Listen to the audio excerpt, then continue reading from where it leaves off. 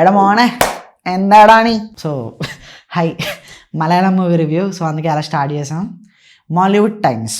చెప్తున్నా కదా, ఒక పిల్లోడు చిన్నప్పుడు సినిమాలు చూసి నేను సినిమా తీస్తా, నేను ఇలాంటి సినిమానే తీస్తా, నా సినిమాని first ever Mollywood film in the specific genre ఉండాలి అని అనుకుంటే ఎలా ఉంటుంది?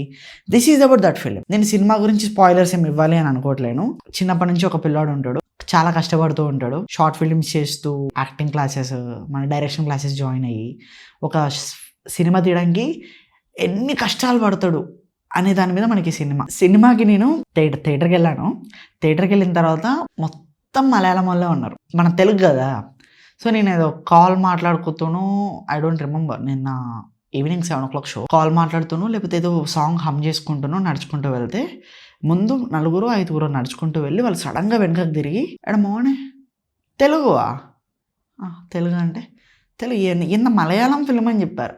మలయాళం తెలుసు అని చెప్పా.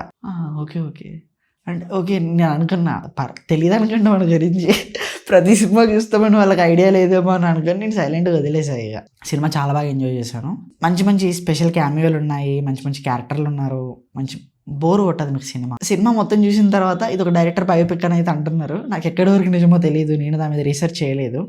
సినిమా గురించి మాత్రమే మాట్లాడాలి అనుకున్నాను నేను. సినిమా అయితే నాకు చాలా బాగా నచ్చింది. అరౌండ్ 2 hours 40 minutes అంత ఉంది, కొంచెం లెంతే ఉంది మూవీ. హీరో ఎవరో చెప్పలేదు కదా, నజ్లిన్. అదే అండి, ప్రేమలు, మళ్ళీ తర్వాత లోక, ఇలా మూవీస్లో ఉన్నారు కదా, ఆ హీరో అన్నమాట.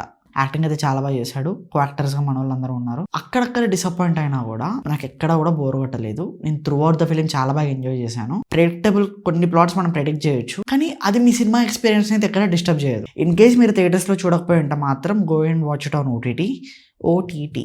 ఓకేనా, మర్చిపోకండి. ఓటీటీలో అయితే ఇంకా తెలుగులోనే వస్తుంది, అప్పుడు మీకు ఆ బాధ కూడా ఉండదు తెలుసా. చూడండి, కానీ లేట్గా అయినా చూడండి, ఎప్పుడైనా చూడండి, కానీ సినిమా మాత్రం చూడండి, మిస్ చేయకండి. ఈ రోజుకి ఎన్ని రివ్యూలు పడితే తెలియదు, కానీ ఈ రోజు నేను 3 రివ్యూలు రికార్డ్ చేశాను. అండ్ అనదర్ రివ్యూ కూడా వస్తుంది, డిస్క్లోజర్ డే అని చెప్పేసి, మన స్టీఫెన్ స్పిల్బర్గ్ గారిది. చాలా బాగుంటుంది అది కూడా.